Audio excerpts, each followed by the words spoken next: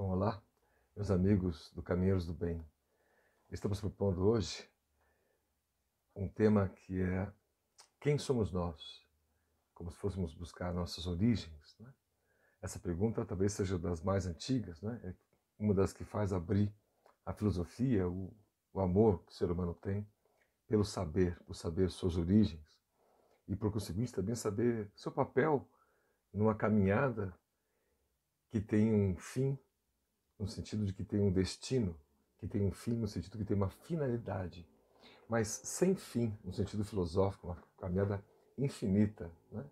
O que discutimos na doutrina espírita é de que nós fomos criados, não sabemos direito nem como, nem quanto, mas sabemos que fomos criados simples, ignorantes, portanto sem conhecimento. E em contato com a matéria pelo corpo em sucessivas vidas, nós vamos evoluindo, desenvolvendo nossa inteligência, a capacidade de discernir entre o bem e o mal, conforme está em O Livro dos Espíritos. E assim, quando nós aprendemos que na grandeza que as inteligências vão nos dando, a inteligência racional ou as inteligências menores, quase como as faculdades, né? A lógico-matemática, a inteligência espacial, a inteligência da linguagem, a comunicação, nós vamos desenvolvendo inteligência interpessoal, a capacidade de lidar com os outros e assim perceber as nossas emoções nas relações, no convívio com os outros, até a inteligência intrapessoal, como dizia o pesquisador Howard Gardner, ou a inteligência emocional, que tem a ver com essa interpessoal, a emocional do Daniel Goleman, são pesquisadores aqui das ciências humanas e que vão tentando encontrar respostas para essas perguntas de quem somos nós, de onde viemos, para onde vamos e por quê nesse sentido. A doutrina espírita vem buscar também essas respostas de maneira muito filosoficamente, cientificamente falando, respondendo, né? De maneira pragmática, em alguns momentos, racional, para nós entendermos nosso papel no universo, e outras tantas com esse componente que é quase subjetivo, quase poético, bastante filosófico, onde determina nossos destinos, nosso telefinalismo, como chamava o grande médium Raul Teixeira, doutor em educação, mestre em física, mestre em educação, mas professor de física. E esta pergunta nos propicia a gente refletir sobre quem somos nós, de fato, no nosso dia a dia, nossas virtudes, nossos potenciais, por que mais virtudes, por que temos dificuldade de deixar alguns vícios, alguns hábitos que são muito arraigados na matéria. Ora, e é isso que nós pretendemos, apenas lançar pensamentos e algumas pesquisas sobre a felicidade, o nosso dia a dia nesse mundo, né? A fim de que possa cada um de nós em particular fazer as suas próprias reflexões sobre a sua capacidade de se transformar, de viver o mundo, de vencer as dificuldades do mundo, não é? Sabendo que há uma explicação por trás disso, não simplesmente um acaso. Eu vivo da melhor maneira possível, é uma ótima resposta, mas qual é a melhor maneira possível de se viver, não é?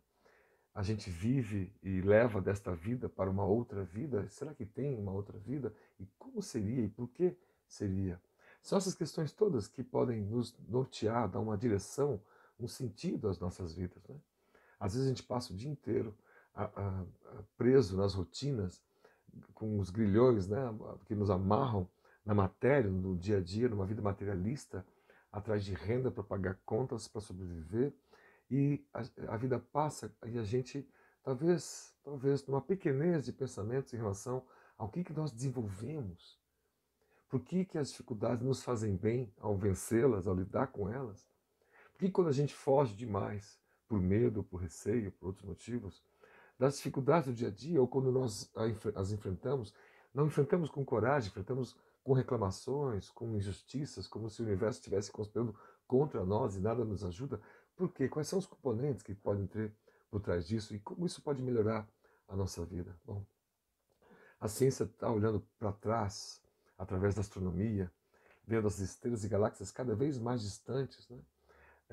Raios cósmicos que deram origem, ou estiveram originados ali muito próximo da origem do universo, que podem eles, alguns deles, há 100, 200, 300 bilhões de anos atrás, por algum motivo em contato com o planeta Terra em formação, dado origem à chamada vida. Então a ciência vem discutindo pela biologia, pela física, pela química, a origem da vida e ainda tem muito poucas respostas. Né? Nem o padrão de resposta do conceito de vida é padronizado. Né? Você pode ter diferentes autores, ou escolas ou pensamentos, diferentes regiões da ciência vão dar uma resposta diferente para isso que chamamos de vida. Bom, na doutrina espírita, nós aprendemos que há uma inteligência suprema, causa de todo o universo, que é infinita, não teve começo. Diferente da ciência que busca um começo do sistema universal. E há já modelos que a ciência vem acatando, abraçando aqui e acolá, que falam dos multiversos, portanto, não seria só um universo esse nosso, com essa infinitude de galáxias e estrelas, e que teve um início há quase 14 bilhões de anos atrás. E de cada estrela criada, em cada galáxia criada, ela com seu sistema de vida vai formando os elementos químicos do hidrogênio, hélio, até os mais pesados, passando por carbono, por oxigênio, por outros tantos que são fundamentais para a vida tal qual nós conhecemos. No espaço, as moléculas, os átomos de hidrogênio encontram átomos de oxigênio grudados na poeira cósmica e formam as primeiras moléculas. Se dois átomos de hidrogênio encontram um de oxigênio e se grudam, nós temos a molécula da água, por exemplo, tal como nós conhecemos. E o universo está cheio dessas moléculas que já são uma vida mais complexa, mais desenvolvida do que o átomo puro, ele sozinho. O nosso corpo é constituído de muitos milhões de diferentes átomos que dão origem a gente como a gente conhece, que é o corpo material. Mas a discussão é de onde viemos enquanto alma, enquanto consciência. A neurociência vem tentando discutir se há algum local no cérebro, um conjunto de sinapses, de redes neurais, que dão uma explicação ao que nós conhecemos como consciência. Porque a nossa consciência, eu saber sobre mim mesmo e sobre o outro, é mais desenvolvida do que em todo o reino animal. Porque somente uma espécie de todas elas teve esse desenvolvimento, né, a chegar ao ponto onde nós chegamos, de mandar naves que circulam o planeta Marte e o estudam para ver se acham água nas suas profundezas e, portanto, a chance de lá já ter tido vida ou ainda ter algum resquício de vida, propiciando a gente sonhar em um dia, alguns dos nossos líderes nesse sentido, da ciência, né? Sonhar até colonizar e transformar o planeta Marte, criando oxigênio a partir do gás carbônico e assim por diante. Esses dias nós vimos um filme que já é antigo, chamado Lucy, que a personagem, ela, por uma questão da história, ela toma um tipo de droga, quer dizer, eles acabam injetando nela um tipo de droga que desenvolve a inteligência, mas numa quantidade um pouco absurda e fora do normal. O ator Morgan Freeman faz o papel do cientista que discute a vida e faz um amplo retrospecto, né, da vida como nós conhecemos, da capacidade de inteligência que nós temos e imaginando como seria, é a parte ficcional do filme, se nós tivéssemos uma maior e cada vez maior capacidade de inteligência. Se nós usamos ainda muito pouco de todo o potencial que o cérebro humano tem, o filme imagina no seu roteiro o que aconteceria se nós chegássemos a usar 100% do cérebro. Enquanto ela vai ganhando percentual 30%, 40%, 50% do uso da capacidade cerebral, termos de inteligência, 60%, até chegar aos 100%, a personagem vai se despindo de sensações que são muito materiais, muito humanas, muito emoções à flor da pele. Ela perde o medo num instante, né? Perde a ansiedade num outro instante, passa a não sentir dor, passa a não sentir fome, passa a não sentir sede. É como se essa capacidade cerebral, quanto mais se aumenta, mais aumentasse nela uma consciência que ia se distanciando das necessidades físicas e materiais do corpo. O filme é um filme de ficção e ação, mas vale a reflexão de que quando ela chega a 100%, ela já não tem mais o corpo. Algumas pessoas perguntam onde ela está e ela responde através de diversos aparelhos eletrônicos: estou em todos os lugares. Como se essa consciência ganhasse tanta consciência de si mesmo, né? Que se comportava como se fosse um semideus, o conceito que nós temos de Deus, que está em toda parte, né? Consegue compreender todo o universo. Ora, na ciência espírita, nós sabemos que nós nos locomovemos pela velocidade do pensamento, porque nós somos o que pensamos. O pensamento é um atributo da nossa alma, do nosso espírito, como nós fomos criados, né? A alma é quando o nosso espírito está encarnado, assim que nós tratamos didaticamente para fazer a diferenciação entre espírito e alma, mas entendendo essa parte muito interessante de que a gente pode imaginar que temos uma vida sem o corpo. no conceito espírita. E que Deus criou, isso está no Livro dos Espíritos, dois princípios básicos. Assim Kardec pergunta e retorna a confirmar com os Espíritos. É certo, então, que nós temos o universo, Deus, a inteligência suprema, a criadora, e dois princípios: o princípio espiritual, da onde nós, ou como nós, fomos criados, e o princípio material, a matéria que forma os mundos, as estrelas, as coisas todas, os átomos todos. E de cuja parte nós sabemos um pouco, do que nos últimos anos e décadas a ciência descobriu que há um tipo de matéria que povoa o universo, que em muito maior quantidade do que essa matéria visível, que são os átomos tal qual nós conhecemos, né? Que refletem a luz, né? Que refletem o nosso corpo, que refletem a lua, que refletem, ou que o sol jorra luz e reflete as estrelas como ele próprio, as estrelas que brilham e refletem sua luz, e nós podemos chegar no céu noturno, né? E o céu que reflete a própria terra, e assim podemos enxergar o todo. E aí nós vamos entendendo, no conceito espírita, de que a matéria, o princípio material, nós estamos desvendando e ainda temos um longo caminho a percorrer para desvendar a chamada matéria escura, que há em quantidade muito maior do que essa matéria visível, tal como nós conhecemos. Mas do princípio espiritual que somos nós, fomos criados. Kardec tenta perguntar na questão 78 e algumas adiante, como foi esse processo exatamente? Os espíritos respondem de uma maneira muito interessante. Quando e cada um de nós, como foi feito, repito, o espírito respondendo Kardec, nenhum o sabe. Aí é que está o mistério, né? Na 79, Kardec torna a perguntar, falando por que há dois elementos, então, no universo, o inteligente e o material, como nós dissemos. E os espíritos respondem: a época e o modo dessa nossa formação enquanto espíritos, como Deus os criou, é que ainda são desconhecidos. Na questão 81, Kardec torna a perguntar se os espíritos foram criados espontaneamente ou procedem uns dos outros. A resposta é: Deus os cria, como a todas as outras criaturas, pela sua vontade. É o que nós podemos entender com o nosso parco linguajar, ainda humano, no nível que nós estamos, entender a força criativa de Deus através da vontade. Mas repito ainda uma vez, diz o Espírito na questão 81, a origem deles é mistério. Vocês não nos é dado conhecer a nossa origem. Né? Então, o Espírito explica exatamente como nós somos criados? Não, porque a gente ainda não tem capacidade de compreensão. E os Espíritos luminares respondem a Kardec isso. Né? A gente ainda não tem exatamente informações de como isso se dá, quando isso se dá. Quando, do princípio inteligente, nós somos individualizados, mas tivemos um começo. E não teremos fim, somos imortais. Esses são os princípios da doutrina espírita, a imortalidade da alma. Mas a doutrina espírita nos ensina que esse princípio espiritual tem que se juntar a este outro princípio, que são dois dos princípios que coordenam ou povoam o universo, criados por Deus, né? O espiritual e o material. Há de se ter um contato entre eles, para que um animalize o outro, né? Anime o outro e transforme a própria matéria. E o contato do espírito com a matéria vai lhe dando mais consciência de si mesmo. Então, esse sistema dual, né, criado por Deus, e que a gente vai lentamente tentando descortinar. Eu, você, cada um de nós, fomos criados ao longo de um tempo passado, não sabemos como nem quando, a partir de um princípio inteligente. E aí, sem conhecimento de nada, fomos no contato com a matéria, no dia a dia, na vida, na sobrevivência, desde as épocas primitivas, onde tínhamos que usar a inteligência para pegar uma pedra e fazer ali uma espécie de lança para bater noutra pedra, para cortar algum tecido para nos proteger do frio, para fazermos alguma roupa para nos proteger, ou para fazer alguma arma para caçarmos animais. E a inteligência, portanto, vai se desenvolvendo. Percebemos já em eras remotas que era mais fácil sobrevivermos em grupo, nas tribos, nos primeiros clãs, as primeiras sociedades foram nascendo. Né? Nós aprendemos isso com a doutrina espírita.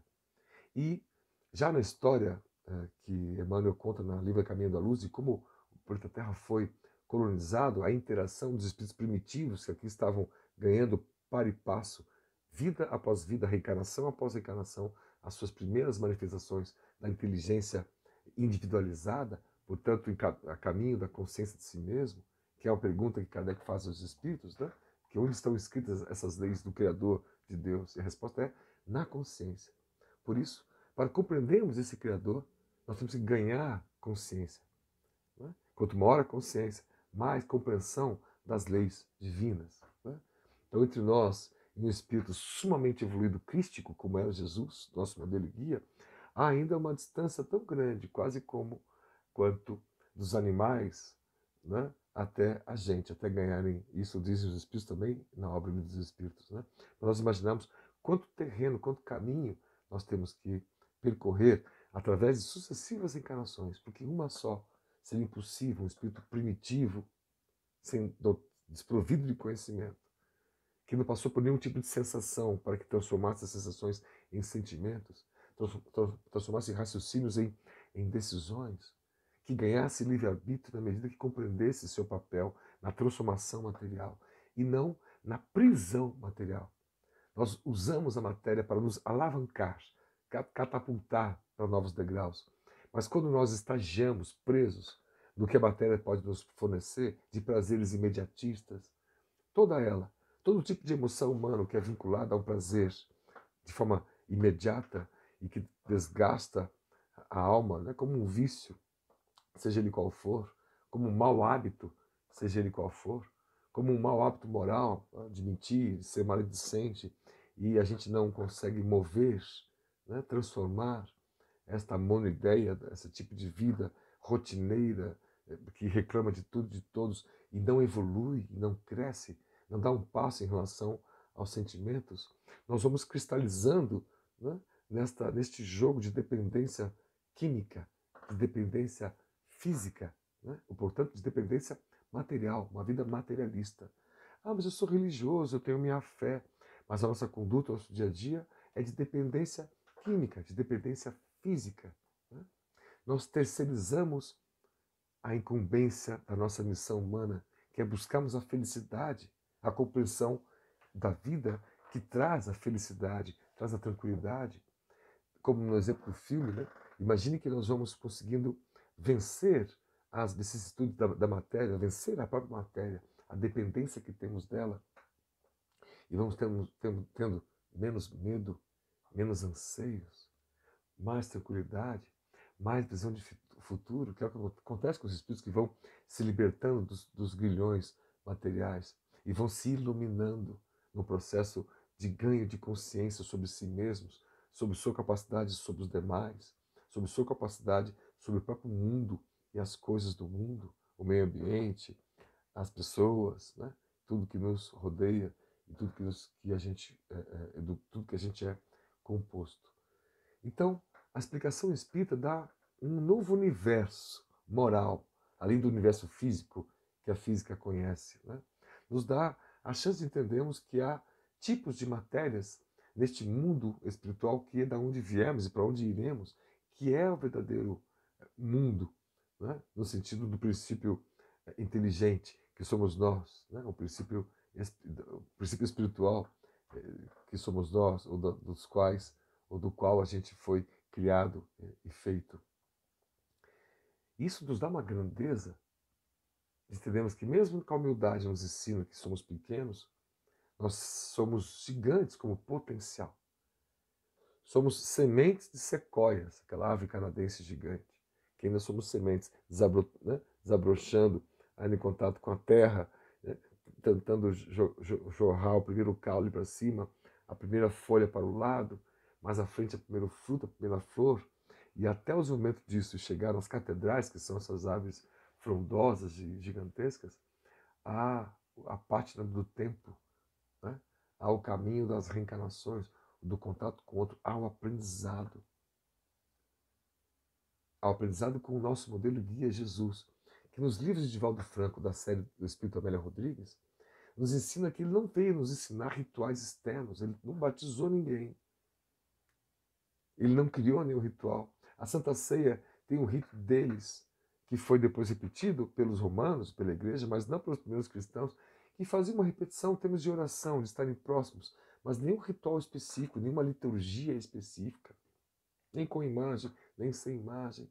Não havia um templo específico. Jesus ensinava em cima das montanhas, nos barrancos, na beira do mar, dentro das canoas, dentro das casas. jantando, almoçando, no amanhecer, no anoitecer, madrugadas adentro em oração, filosofando e trazendo sua filosofia do amor para os que estão ali, como se fosse um novo aprendizado do que Moisés passou na primeira revolução lá atrás, quando ele desce com as tábuas da lei, impondo ou dizendo da imposição de um conjunto de leis morais que deveriam reger a vida, respeitar a Deus sobre todas as coisas, respeitar o outro, respeitar o próximo, o amigo nesse sentido, né?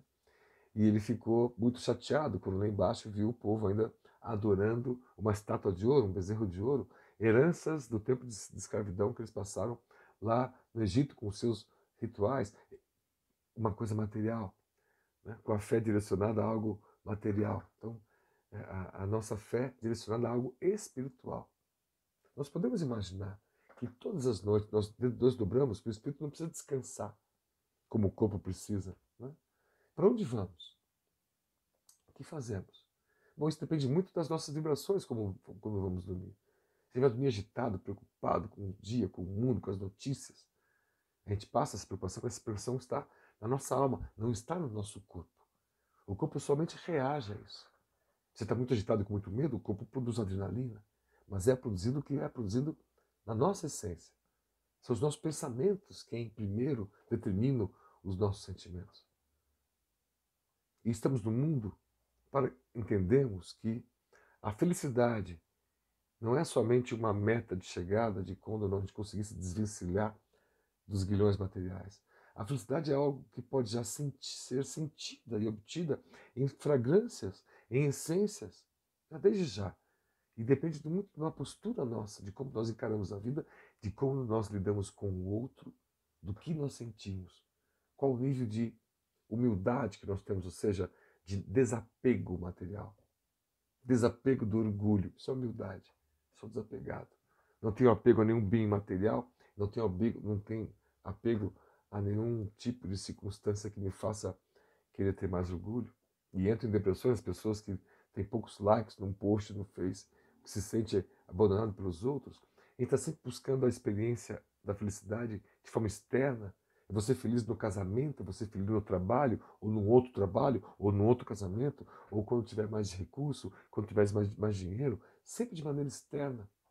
Nós buscamos a felicidade num templo religioso externo, em alguém, num pastor, num Messias, num profeta, esquecendo que nós temos um modelo e guia que enviou diversos emissários, outros das grandes biografias de Francisco de Assis, Francisco Xavier, de Gandhi, de Albert Schweitzer, todos eles, né, enviados em todas as partes do mundo, na Índia, no Oriente,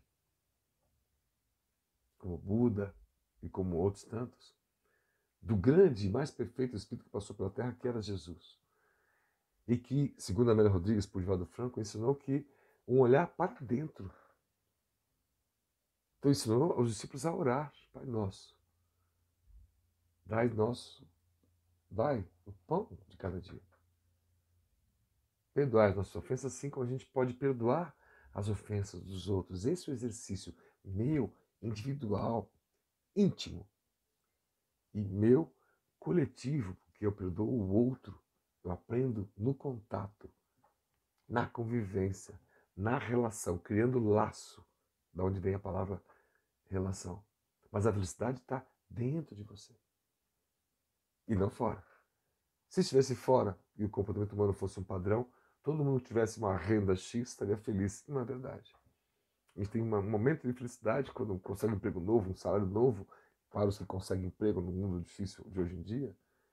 E mais à frente a gente já se acostuma com esse valor, já estamos gastando mais do que antes, coisas materiais. E, de novo, endividados. Sem saber priorizar o tempo, priorizar os gastos, priorizar as nossas vidas. Quantos de nós não temos tempo, temos muito pouco tempo para o outro? Quando eu digo outro, são aqueles que podem ir além da própria família, que nessa a gente costuma tentar encontrar mais tempo para filho, para pai, para irmão. Mas alguns de nós nem para estes têm tempo.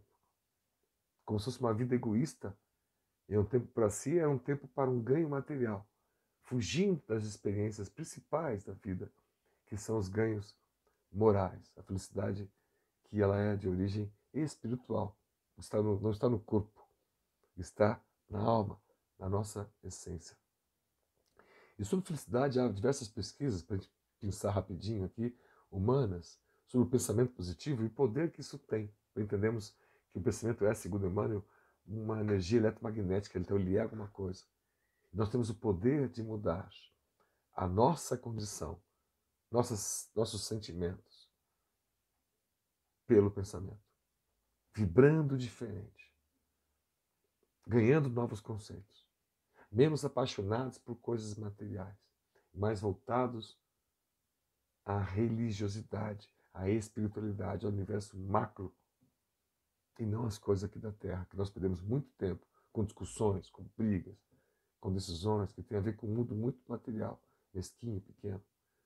Uma pesquisa que saiu no jornal Chicago Tribune, do Centro Médico de uma Universidade Americana de Duke, constatou, né, depois de monitorarem mais de 2.600 pessoas, né, que homens e mulheres que passaram por uma angiografia, esse foi o teste, o exame capaz de revelar como o sangue flui pelas artérias que nutrem o coração. Na ocasião, os voluntários responderam a uma pesquisa sobre o que esperavam do futuro, expectativa, perspectiva, né, e como estaria a sua saúde. 15 anos depois, o estudo concluiu que os voluntários com as melhores expectativas, mais otimistas, portanto, possuíam 24% a menos de chance de morrer por complicações do coração. É como diz o Dr. Marco Aurélio, já falecido, com o livro Quem Ama Não Adoece, um livro de muitos anos atrás, né? Dele médico, pesquisando essas questões, né? de como exatamente a nossa psique, a nossa essência influencia, né? Na nossa saúde, porque a felicidade e a saúde está na nossa alma. O corpo é apenas um reflexo disso. Nós somatizamos aquilo que pensamos. Esses dias brincamos com uma frase que é: se a gente não for paciente na vida, a gente vai se tornar um paciente, né, de leito. Né? Se não for paciente com virtude, de ser calmos, benevolentes para com os outros, indulgente para com as falhas alheias, e perdoar a quem nos tenha ofendido, e nos perdoar nos erros que já cometemos, para a gente se livrar de tudo que nos prende a mecanismos de fuga, de medo, de rotina que não nos traz ganhos morais e conscienciais. Né? A segunda pesquisa, que fala também otimismo previne doenças, o professor de psicologia, psiquiatra americano Richard Davidson, da Universidade de Wisconsin. Estou citando para todo mundo que quiser pesquisar, para ver que isso já tem um caminho da ciência. Criou o termo estilo emocional, ele diz, para tratar respostas consistentes no nosso cérebro e que isso impacta nossas vidas. Então, nosso estilo emocional, de como lidamos com as emoções, nossa inteligência emocional, como nós reagimos às coisas em termos de emoções, vai determinar muito em relação à nossa capacidade de ter mais saúde no futuro. Né? Diz o especialista, o isolamento social que advém do pessimismo e de uma visão negativa da vida tende a fazer aumentar os nossos níveis de cortisol e outros hormônios relacionados ao estresse, subir a pressão arterial e baixar o sistema imunológico. Podemos ficar mais doentes, ou contrair mais facilmente doenças por conta do pessimismo. Então, uma das maneiras de combater exatamente essa pandemia é a que a gente se mantém numa postura de fé, portanto, otimista em relação à vida, além de trazer todos os cuidados que a ciência pede, a máscara, o certo isolamento, os cuidados mínimos que a ciência já tem pesquisado há muitas décadas e recentemente mais ainda por conta de garantir um processo de convivência em tempos tão difíceis. Né? Mas é interessante observar que o pessimismo que nos afasta das pessoas e nos dá uma imagem de que a vida é sempre negativa, tudo é ruim, tudo que nos acontece é para nos prejudicar, a gente não aproveita o sistema divino, esse princípio espiritual que somos nós, que estamos reencarnados, contanto com a matéria, o princípio material. E nesse processo, todas as dificuldades, obstáculos, são chances de burilamento. Então a postura espírita ou postura cristã deveria ser, diante de uma dificuldade, obrigado, Senhor. Porque diante dessa dificuldade, uma doença, um desemprego, é que eu posso aprender coisas que não estava aprendendo antes. E ter uma postura mais otimista em relação a obter a saúde, a conseguir um emprego melhor, a seguir adiante e assim por diante.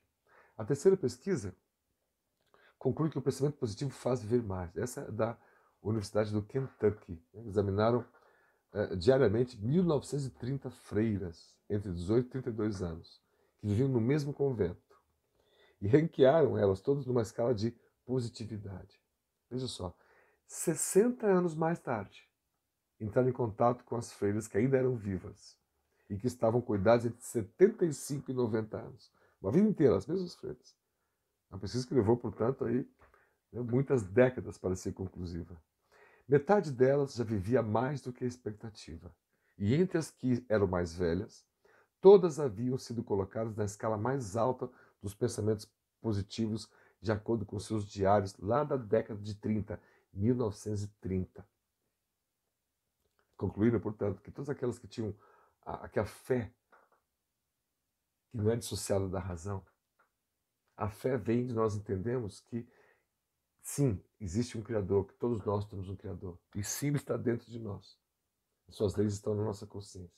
E que sim, a inteligência sendo desenvolvida no calor do dia a dia, nas lutas do dia a dia, em vencer as batalhas do dia a dia, controlando as emoções para que o pessimismo, a maledicência, a chaga do orgulho, do egoísmo domine as nossas ações, fazendo perder grandes chances de horas de aprendizado quando nós amamos o outro, que é o que Jesus mais veio nos ensinar. Completando a Amélia Rodrigues lá para o Divaldo Franco, dizendo que Jesus veio nos ensinar de buscar uma felicidade, uma transformação que vem de dentro para fora e não de fora para dentro. Sendo feliz de dentro para fora, tanto faz minha condição, se eu sou pobre, médio ou rico, eu sou pleno. Quando vem de dentro para fora, tanto faz se eu estou com muitas doenças, poucas doenças, ou até com saúde, eu estarei pleno, independente da condição corporal, física, química que eu esteja. Porque quem determina a minha condição humana é minha essência, que é na alma, na consciência. A gente aponta aqui, né, para tentar localizar, quase como um vício de linguagem, né, porque é o aparelho cerebral que o centro coronário se conecta no processo reencarnatório. Já que nosso espírito, princípio espiritual, tem no seu princípio material um corpo que o envolve, chamado perispírito. É assim que os espíritos se apresentam, que é um molde, né? Cada espírito pode se apresentar da maneira que mais lhe aprouver, de acordo com o seu grau de evolução. E espíritos muito zombeteiros, muito ligados à animalidade, às vezes se apresentam de forma animal. Nós falamos de zoantropia, narrado no livro do Chico Xavier, vem dessas questões. Uma pesquisa número 4, publicada no JAMA Psychiatry, conduzida por estudiosos do Leiden University Medical Center, na Holanda, diz que adultos considerados otimistas têm 55% menos chances de morrer do coração. Olha que interessante. Uma pesquisa do número 5, na Califórnia, Riverside, publicada há mais de 10 anos, numa revista científica chamada Psychological Bulletin, foi feita com 275 mil pessoas, uma revisão de diversas outras pesquisas no somatório. Liderado pela professora Sônia Lombormisky, passou que a vida acadêmica dedicada aos estudos sobre a felicidade, ela conclui: a felicidade é positivamente associada com autonomia no trabalho, satisfação, performance, comportamento social, apoio, popularidade e renda. Você veja que ela elenca uma série de coisas, mas aqui tem autonomia, você ser independente dos outros, ser feliz por si próprio. Satisfação, você está satisfeito com as coisas, independente de como as coisas estão. Performance, como você performa, como você impacta o mundo, né? Desde a reciclagem de lixo na tua casa, para que o catador não corte as mãos lá quando for tirar o lixo, até conhecer o catador pelo nome, sobrenome, saber onde mora, poder estender as mãos, fazer a doação não só daquilo que lhe resta, mas a doação de você mesma, de você mesmo, né? Que é o teu comportamento social. Capacidade de apoio, o apoio que os outros lhe dão, que você pode dar aos outros, que é tão mais prazeroso, né? Tudo isso nos embute a felicidade. Para fechar as pesquisas, de número 6, o estudo da Universidade de Stanford, bastante conhecida nos Estados Unidos, mostrou que a força da percepção da intensidade na nossa rotina de atividade física, né? A pesquisa, publicada numa grande revista, Health Psychology, pediu para 61 mil pessoas responderem se achavam que eram mais, menos ou tão ativas quanto as pessoas da sua mesma faixa etária. Depois de até 21 anos acompanhando essas pessoas, 21 anos acompanhando, o estudo revelou que entre as que se achavam menos ativas, 71% tiveram mais chance de morrer. Então, segundo os pesquisadores, a percepção pode afetar positivamente ou negativamente a sua motivação. Se você percebe que você podia estar fazendo mais, com menos problemas, porque você olha para o lado e a sensação que você tem, a percepção é de que os outros também estão produzindo mais, você se encolhe se achando, né, inferiorizada, achando que poderia estar melhor do que está, e essa sensação de sua própria cobrança, né, você pode até chamar isso de outra maneira, na psicologia, a autossabotagem, você vai se sabotando. Você tem chance de ser feliz, tem chance de ir adiante, mas você mesmo se sabota, não vai dar, e acha um argumento, e acha uma desculpa para não se vencer. Porque tal coisa aconteceu e vai se vitimizando. Porque eu perdi isso, porque eu perdi aquilo, porque eu perdi aquilo outro, sempre uma coisa externa. Mas dentro de você, nada está perdido. E dentro de você, todos temos a capacidade de vencer as dificuldades, os pormenores, né? E seguir adiante. André Luiz, no livro Mecanismo da Mediunidade, por Chico Xavier, diz que a gente pode compreender sem dificuldade, no pensamento ou radiação mental, a substância de todos os fenômenos do espírito, a expressar-se por ondas de múltiplas frequências. Então, nós somos aquilo que nós vibramos. Valendo de ideia imperfeita, segue André Luiz, podemos compará-lo do início a uma onda hertziana, uma onda, né, que é medida por hertz, que é a frequência, né, a distância entre os dois cumes ou entre os dois vales, né, tomando o cérebro como um aparelho, né, que pode reproduzir e compreender e captar essas ondas. Ora, nós temos aí com a compreensão de que a psicosfera do mundo é o acúmulo dessas atmosferas individuais, das vibrações individuais. Então, nos momentos que o mundo vive, se todos entrarmos em desespero e pânico sem ter uma postura ativa e proativa, sem ter fé, confiança no futuro, a gente cria uma psicosfera deprimente de desassociação com o otimismo, de pessimismo. Se, por outro lado, nós entendemos que cada um fazendo a sua parte, em nome da ciência, se protegendo, se cuidando, cuidando da nossa casa mental, nós podemos ir além, né? Fazemos melhor, né? Nós podemos aprender o que é nos sentirmos felizes, pois não estamos, então, tão presos à matéria assim. E assim, quanto mais conscientes de nós mesmos, mais próximos de Deus, e mais nós vamos conseguir enxergar. Né? Então, os momentos de oração, que a gente costuma e às vezes teme não fazer sem saber por quê. Porque a gente ainda acha que isso é algo externo, é um ritual que tem que parar, porque nós estamos vinculados culturalmente a esse ritual. Não, uma oração é você conversando com o universo ou consigo mesmo, extraindo de dentro de você as respostas para a sua vida. Eu posso vencer minhas limitações. Jesus disse que eu posso vencer todas as minhas limitações, fazendo o que ele fazia e muito mais. A gente pode começar a mudar hoje, já, a chave. Nos vinculamos a um programa social, nos vinculamos a uma ideia transformadora, a um grupo de pessoas que queiram melhorar algo, melhorar um local, uma praça. Ganhamos novos amigos que pensam diferente, que vão tirando a gente do padrão de vibração de pessimismo, de que o mundo não dá certo, que o mundo está acabando, que o mundo não está acabando. Está acabando um tipo de mundo, um tipo de hábito dos seres que o compõem, que somos nós. Mais vinculados ao egoísmo, mais vinculados à violência, mais vinculados à descrença na ciência, mais vinculados à corrupção, às mentiras, ao materialismo. Então, aqueles de nós que somos mais socialistas do ponto de vista filosófico, vamos só entender com Cristo o sentido do socialismo. Aqueles de nós outros que somos mais à direita do espectro e vemos nas leis do homem, do mercado, uma solução para o crescimento humano, temos que entender que isso só se dará quando nós respeitarmos e compreendemos a lei do Cristo que antepara as relações humanas, as relações hierárquicas. Pois que nos mundos perfeitos, nos mundos para onde nós vamos caminhando, as lideranças são aquelas com pessoas com mais capacidade moral de fazer o bem, de se entregar, as menos vinculadas às questões materiais. Por isso não são corruptas, porque não precisam de nada neste mundo. Um dia chegará que as lideranças todas religiosas, financeiras, econômicas, políticas, os empresários, os líderes todos, terão essa dinâmica de querer produzir o máximo, performar o máximo, porque é o mundo quem ganha com isso, são os outros que ganham com isso. E a nossa interação com o mundo e com os outros é a nossa própria evolução, é a nossa própria razão de existir.